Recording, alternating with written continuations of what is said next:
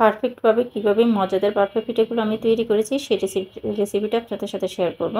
যারা ঝামেলার জন্য বাফল পিঠা তৈরি করতে চান না, তারা মাত্র 10 মিনিটে কীভাবে বাফল পিঠা তৈরি করে ফেলতে পারেন দোকানের কিনা চালের গুঁড়া বা শুকনো চালের গুঁড়া দিয়ে। আমি এই চালের গুঁড়াগুলো কিন্তু দোকানের চালের গুঁড়া দিয়ে এই পারফেক্ট পিঠাগুলো তৈরি করেছি মাত্র 10 মিনিটে। চলুন রেসিপিটা শেয়ার করি। এখানে আমি 2 কাপ চালের গুঁড়ো নিয়েছি। এখানে স্বাদ মতো লবণ দিব। এখানে আমি হাফ চামচ লবণ ব্যবহার করেছি 2 কাপ চালের গুঁড়োর জন্য। এটা পারফেক্ট ছিল। আর লবণটা একটু মিশিয়ে নিয়েছি। এখানে আমি কুসুম গরম পানি ব্যবহার করব, যেহেতু এটা দোকানে কিনে একদমই শুকনো চালের গুঁড়ো। এই চালের গুঁড়োগুলো আমার একদমই মিহি দানার ছিল না, একটু মোটা মোটা দানার ছিল। একটু সময় লাগে যে কোনো পিঠা তৈরি করতে, মানে খুবই ঝামেলা হতো। তাই আমি একটু কুসুম গরম পানি দিয়ে এটা মেখে নিয়েছি। মেখে আমি কিন্তু রেস্টে রেখে দিব 10 মিনিট। আর যদি আমরা মিহি হয় গুঁড়োটা পারফেক্ট হয় চালের গুঁড়োগুলো, তাহলে কিন্তু আপনার 10 মিনিট সময় একটু রেস্ট দিয়ে নর্মাল পানি দিয়ে তৈরি করতে পারবেন। এটা আমি 10 কুসুম গরম পানি দিয়েছি যেন খুব সহজে ভিজে যায়। একটু মেখে নিয়েছি। আর কীভাবে বুঝবেন পারফেক্টভাবে পানির পরিমাণটা ঠিক ছিল, এরকম হাতে গোল করে চাপ দিয়ে ধরবেন। যদি সাথে সাথে ভেঙে যায় তখন বুঝবেন যে আরও কিছুটা পানির প্রয়োজন।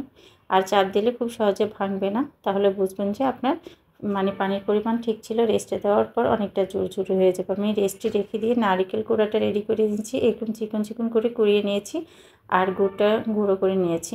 দেখেন আমার 10 মিনিট পর আমি ফিরে আসছি। দেখেন আমার চালের গুঁড়োগুলো একদমই ভিজে গিয়েছে। আমি হাত দিয়ে চাপ দিয়ে দেখিয়ে দিয়েছি। আর এখানে 2 টুকরো সুতি কাপড় নিয়েছি, একদম পাতলা সুতি কাপড় নিয়েছি পরিষ্কার। এগুলোকে ভালো করে পরিষ্কার করে ধুয়ে পানিটা ঝরিয়ে নিয়েছি। এখন আমি চালের গুঁড়ো যে ভিজিয়ে রেখেছি এগুলোকে আমি একটু ছেলে নিব, ছেলে জুড়জুড়ো করে নিব। এখন আমার কাছে যেহেতু চালনি নাই, আমি এই জুড়িটা দিয়ে ছেলে নিব। এটা ছোট ছোট ছিদ্রযুক্ত, বেশি মোটাও না, আর মিডিয়াম হবে। এখন আমি খুব ভালো করে চালের গুঁড়োগুলোকে ছেলে নিব। সবগুলো চালের গুঁড়ো একসাথে ছেলে নিয়ে একটা একটা করে পিঠা খুব সহজে কিন্তু অল্প সময়ে তৈরি করতে পারবেন। আমি সবগুলো একসাথে ছেলে নিয়েছি। আমার এখন চালের গুঁড়োগুলো রেডি। আমি এখন ভাপ দেওয়ার জন্য স্ট্যানারটা নিয়েছি। এটা খুব ভালো করে পরিষ্কার করে ধুয়ে নিয়েছি। এটাতে কিন্তু অনেকগুলো পিঠা একসাথে দিয়ে তৈরি করতে পারেন। যদি আপনার ছোটো সাইজের পিঠা দেন অনেকগুলো একসাথে হয়ে যাবে।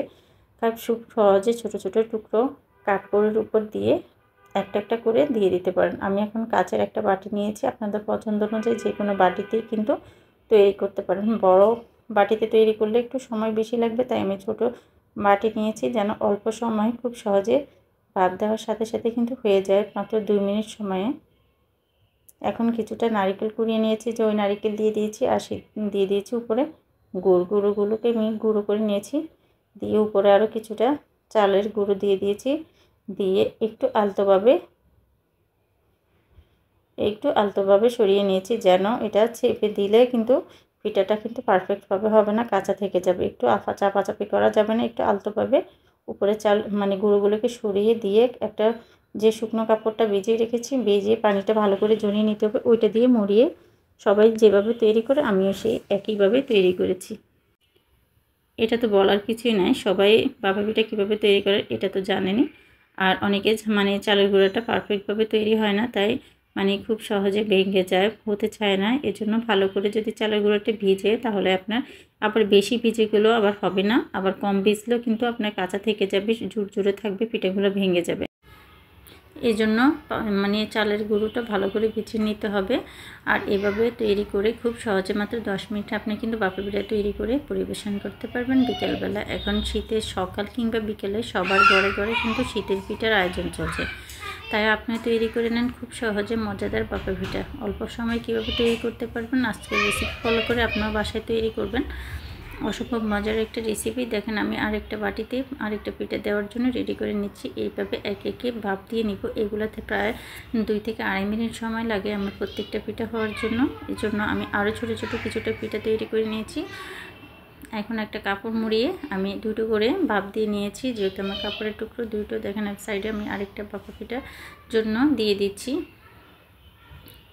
দেখেন এটা একদম হয়ে গেছে পারফেক্টভাবে। এখন এটাকে আমি তুলে নিয়ে তারপর বাকিটা দিয়ে দিব। এখন একটা চামচের সাহায্যে খুব আলতোভাবে তুলে নিচ্ছি যেন হাতে ভাপ না লাগে। দেখেন কতটা পারফেক্ট হয়েছে। এভাবে সবগুলো পিঠা আমি কিন্তু একে একে তুলে নিব। খুব সহজে কিভাবে আপনি ভাপা পিঠা তৈরি করবেন সেই রেসিপিটা আপনাদের সাথে শেয়ার করলাম। আশা করছি সবার কাছে আমার এই ভিডিওটি ভালো লেগেছে। দেখেন আমি বাকি আরেকটা ছোটো বাটিতে আরেকটা পিঠা দিয়ে দিচ্ছি। এভাবে হাতে ভাপ লাগে খুব সহজে, খুব আলতোভাবে কিন্তু একটা চামচের সাহায্যে আমি পরে তুলে নিয়েছি।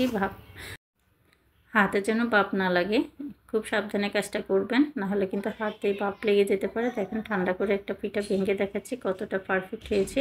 পরবর্তীতে আমি আরও ছোট ছোট কয়েকটা পিঠা তৈরি করে নিয়েছি। এভাবে সবগুলো ছিটে আমার তৈরি করছে আর আমার সাথে সাথে গরম গরম খাওয়া হয়ে গেছে। এই কয়েকটা ভিডিও পিঠা আপনাদের সাথে একটু শেয়ার করলাম। আশা করছি রেসিপিটা সবার কাছে ভালো লেগেছে। যদি ভালো লাগে লাইক কমেন্ট চ্যানেল সাবস্ক্রাইব করতে বলবেন না, পাশে থাকা বেল বাটনটি অবশ্যই অন করে দিবেন। রেসিপিটা কেমন হয়েছে কমেন্টসের মাধ্যমে জানিয়ে দেবেন। সবাইকে ধন্যবাদ জানাচ্ছি আমার ভিডিওটি দেখার জন্য। আবার দেখা হবে অন্য কোনো দিন অন্য কোনো সহজ রেসিপি নিয়ে। আল্লাহ হাফেজ।